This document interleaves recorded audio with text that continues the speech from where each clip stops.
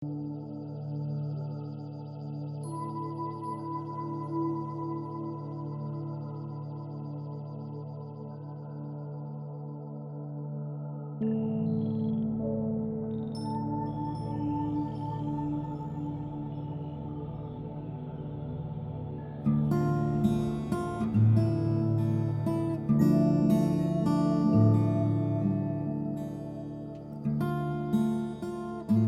leur barque de brume, les fées jumelles naviguent entre les îles vertes.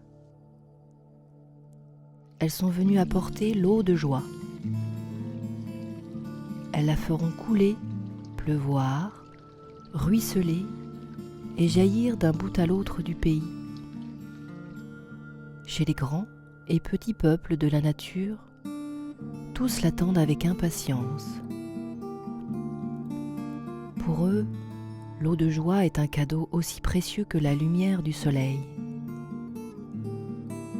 Grâce à elle, ce qui est petit aujourd'hui aura demain, qui sait, la taille d'un arbre.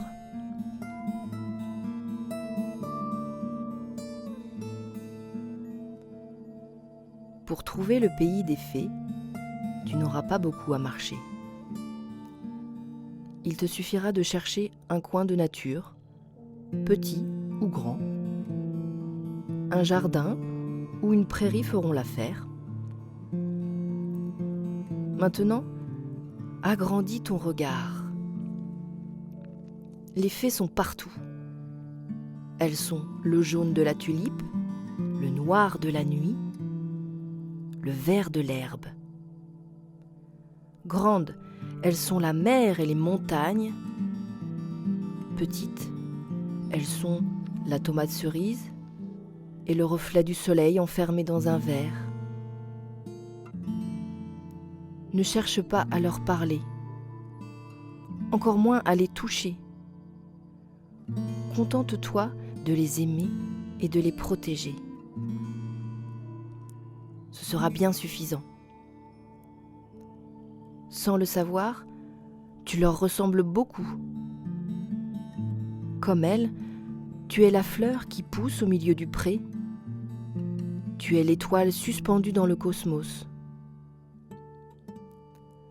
La neige fraîche, le bleu du ciel et la goutte d'eau, tu es tout cela, et bien plus encore.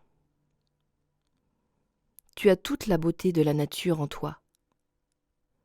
Ne l'oublie jamais.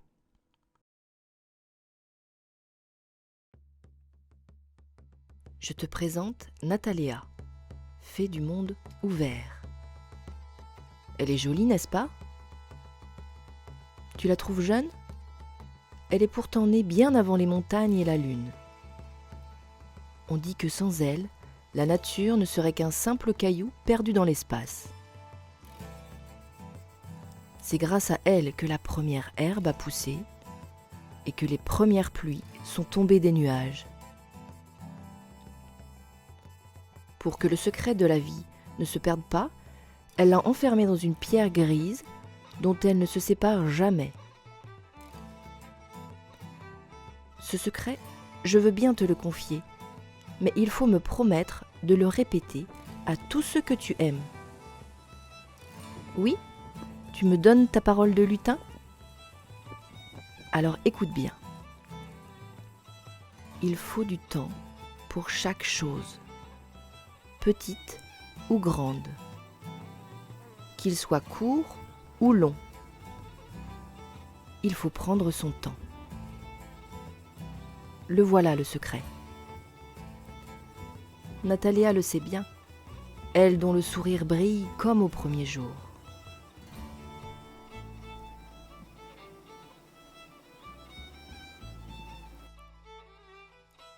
Feu Folly est un elfe pas comme les autres. On dit que son grand-père était un petit dragon rouge, un cracheur de feu qui habitait au pied d'un volcan. Et sa mère? Certains disent qu'elle était la reine des lutines et qu'un jour d'automne, son cœur s'enflamma pour le petit dragon rouge. Pourquoi pas après tout? Ce qui est sûr, c'est que la peau de Feu Folly est pâle comme un matin d'hiver. qu'il n'a pas d'écailles, mais que sa gorge est aussi rouge qu'un four à pain. Sais-tu qu'il lui suffit de faire claquer ses doigts pour qu'une étincelle en jaillisse? Ce n'est pas tout. Un seul de ces claquements de langue peut allumer un feu.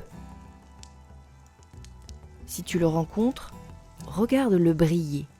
Profite de sa chaleur si tu veux, mais ne t'en approche pas trop. En lui serrant la main, tu pourrais t'enflammer comme une allumette.